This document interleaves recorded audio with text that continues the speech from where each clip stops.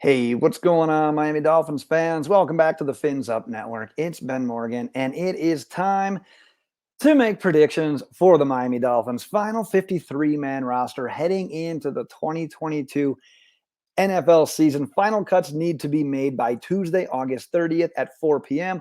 We'll probably see some trickle in prior to then, but that is the absolute deadline for NFL teams to be down to 53 players. So I want to take a stab at it, put myself in Chris Grier and Mike McDaniel's shoes here and just see the decisions that they're going to have to make. Because if you've ever done this experiment before, it gets real tricky at the end when you're trying to decide those last few guys to make the roster. And obviously, I don't have skin in the game. It's my job's not on the line, so it's not like it's the end of the world if I get it wrong. But man, these guys are going to have some very difficult decisions here over the next few days. Just want to see how close I get. I'm going to be popping the guys that I have making the final roster up on the screen here a little bit, but rather break down each and every player that I have making the roster because I don't want to kill like 3 hours of your guys' day because I could talk about these dudes forever. I'm going to try to focus more so on the guys that I had as like fringe bubble guys that didn't quite make my roster and why they didn't. And that's what I want to hear from you as well, though, but maybe the opposite. Let me know the roster bubble guys that you had that you think did just enough that actually deserve a spot on this team's 53-man roster. So I'll pop this up here. As you can see, I got the Miami Dolphins keeping all three quarterbacks. I've only got them keeping 3 running backs and 1 fullback, and that's where things get a little bit tricky because it's a numbers game. I'm going to go right into wide receivers too because I only got them keeping 5. And Mike McDaniel, media availability on Sunday, said we went into this season knowing that we have running backs and wide receivers that are NFL quality, that deserve to be on an NFL roster that aren't going to make ours because of the sheer number of guys that we have. So that's why these cuts are going to be tough. And that's why these positions get a little bit shortchanged because they do have quality players. They do have quality depth at these positions. But there's other positions like line and linebacker and secondary where they need more bodies. So you got to play the numbers game. You got to make the cuts somewhere. So that's why I'm a little bit lighter on these 2 positions. And I would love a guy like Gerrid Doaks and ZaQuandre White to end up on this team's practice squad. But the one running back that kind of pained me to take off was Xavien Howard. I really like what he could provide as a pass catcher and the speed that he has, that if he hits the hole in this zone blocking scheme, he's got that speed to take it to the next level. He's kind of the prototype of what Mike McDaniel can do in this scheme, but you already have Raheem Mostert. You already have the outright speed guy. So it almost is like roster duplication, keeping a guy like Xavien Howard. So I kept him off. And then looking at the wide receivers, the one that was the hardest for me to keep off was River Craycraft. After what he was able to do Saturday night against the Eagles, I know he had the drop, but he also had that nice touchdown from Tua. And I think he had like 3 or 4 other catches throughout the game. But the guy has been pretty sure-handed. He's been consistent in preseason games, throughout training camp. His name is always being mentioned. He's a familiar guy with Mike McDaniel. He's got good. He's got a good relationship with the quarterbacks. They seem to always be on the same page. But you got to make your cuts somewhere. And I talked about practice squad guys and guys that are that I would love to hang, but at the numbers game, and that's Braylon Sanders and Lynn Bowden Jr. And Braylon Sanders is kind of one of those guys because keep in mind, all NFL teams are going to be making these tough decisions here. There's going to be a lot of NFL wide receivers that are cut within the next couple of days. Maybe a guy like Braylon Sanders can kind of fly under the radar a little bit and you can stash him away on the practice squad, develop that guy, let him compete again for a spot next year on the final 53-man roster. And Lynn Bowden would be great to hang around on the practice squad.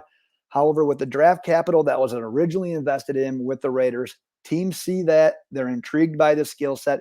He might not be able to hang quite as much, but playing the numbers game and the receivers that this team already has and the receivers that have showed up and deserve a spot, you almost can't put Lynn Bowden on this team's final 53-man roster.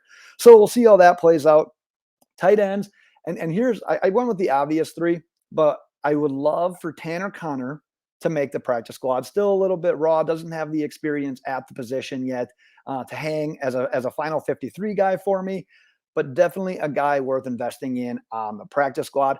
But a name to keep an eye on would be Ethan Carter. And it's not so much because of what he just does at tight end, but if you think back to Saturday in that final preseason game, he was sort of in that de facto fullback mode when Alec Ingold was out. So if they need to give Ingold a rest, or if something were to happen to him, maybe Ethan Carter can be kind of like that blocker, or that guy that's a reliable pass catcher from that fullback position. So I don't have him making the roster, but it's a name to watch as the cuts approach. Offensive line, that's tough. I went with the obvious ones, the starting five, the projected starting five. I also hung on to Greg Little. The name that I left off right away that we saw a ton of in training camp was Larnell Coleman, because Larnell Coleman got a ton of run at left tackle in those first two preseason games. The reason I go with Greg Little over Larnell Coleman, though, is because Greg Little and the action that he got in Saturday's game was so much more impressive than what we saw the first two games from Larnell Coleman. And if something were to happen to Ron Armstead, you don't feel great with Larnell Coleman being that primary backup. If Greg Little's that primary backup and you need him for a couple of weeks, what we saw on Saturday, and granted, small sample size, limited scheme, going against 2s and 3s, take it with a little bit of a grain of salt. But at the end of the day, I like what I saw out of him more than what I saw out of Larnell Coleman. So we're going to give Greg Little the edge on that one. And then I also do want to talk about Adam Pankey and Robert Jones, because it's not like their play is like setting the world on fire here or anything like that. However, those players provide versatility where they can play multiple positions on the offensive line. And given that this team doesn't have the most amount of depth on the offensive line, you almost got to keep guys like that, because it provides you with so much more versatility than what you had. I mean, we saw Adam Pankey even taking snaps at center. You're going to need that if Connor Williams ends up having those snap issues. And yeah, Michael Dieter has done a good job at center as well, but he had the injury earlier in camp. You got to hold on to some of these guys that maybe you wouldn't in other situations. But if you got quality players at wide receiver and at tight end, you can kind of spare it on some of those positions. You got to keep a couple extra guys at certain positions. Let's jump over to the defensive side of the ball. And this one was kind of funny, because as I was going through this to make my final predictions, news broke that the Miami Dolphins signed Trey Flowers. So great news. I like Trey Flowers as a player. I liked him even more about 3 years ago. The issue was, and it's not really even an issue, it's that I had Darius Hodge making this team's final 53-man roster. And the notes that I had for Darius Hodge in my head was that I like edge rushers, pass rushers, linebackers that are by the ball and that are by the quarterback. And that's what Darius Hodge was doing all offseason. And in the preseason game, I was like, you know what? That guy earned a spot on this roster. And then you go ahead and you sign Trey Flowers. I'm like, gosh, you got to make the cut from somewhere. Obviously, they're not cutting Trey Flowers. I'm going to give Darius Hodge the axe on that one, but wouldn't be surprised if he's able to hang. I would support it if he is able to hang.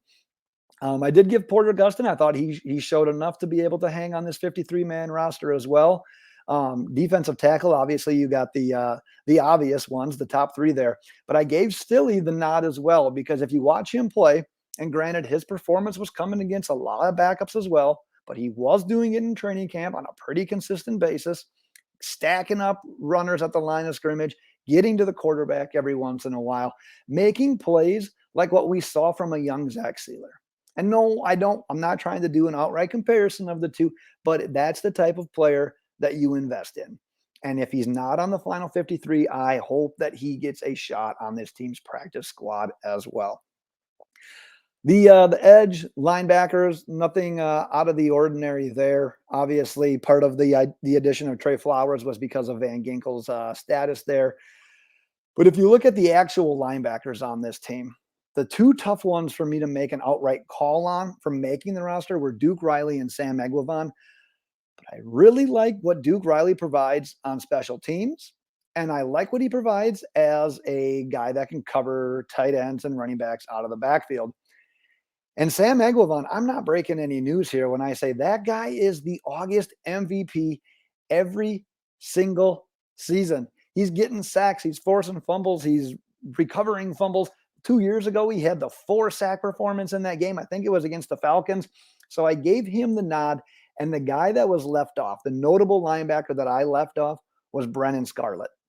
And it's not that I mind what Brennan Scarlett brings to the table. It's just that we haven't seen it enough yet because of the injuries. And when he was healthy, he wasn't really having his name called all that much to begin with. So I believe he's only on a 1-year deal. I think that's a guy that you can end up going ahead, part ways with, give some of these other guys the shot, and take it from there. But cornerback, this is where I went a little bit heavy, and you guys are obviously going to see the name on there. It's Noah Igbinoghene. And give me a second here to explain the reasoning on this one. Saturday night against the Eagles, Noah starts. Obviously, no X. Obviously, no Byron Jones. Nick Needham was out there. But when the ones and like the other twos that were playing with the ones left the field and were done for the night, Noah was part of that. Yes, Noah was playing special teams later throughout the game, and you can't put all of your stock into who was playing when. But with the draft capital that they have in this guy, and he actually held his own. He had a pretty nice pass breakup in that game as well. And I know he's been on the wrong end of countless plays so far this offseason. If he's cut, it won't be the biggest surprise in the world to anybody.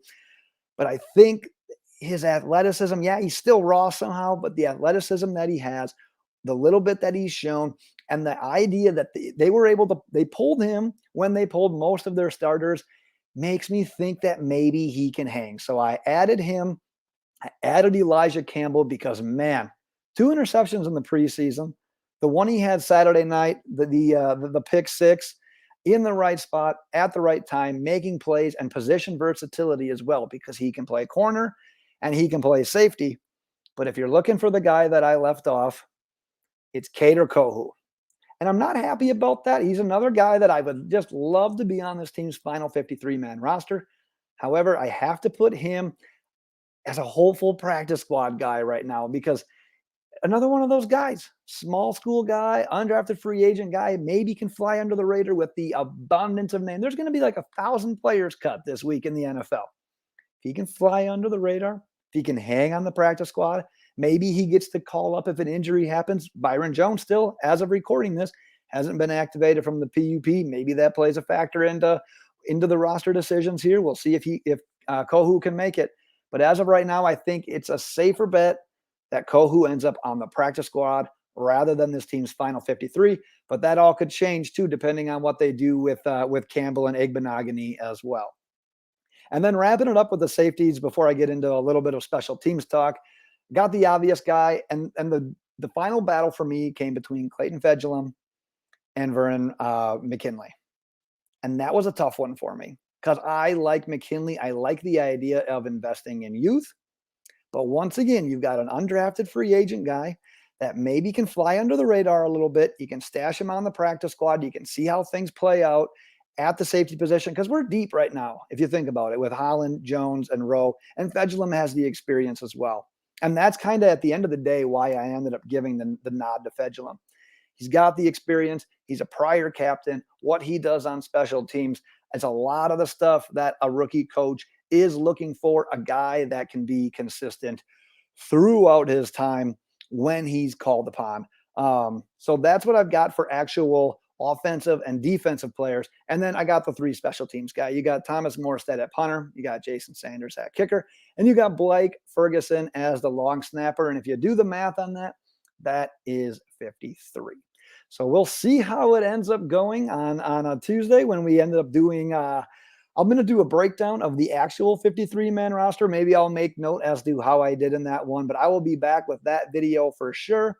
And then I'm also going to be doing my season prediction video as well. I go game by game through every single game in the NFL, not just the Dolphins. I go week by week. I play out every single team's record.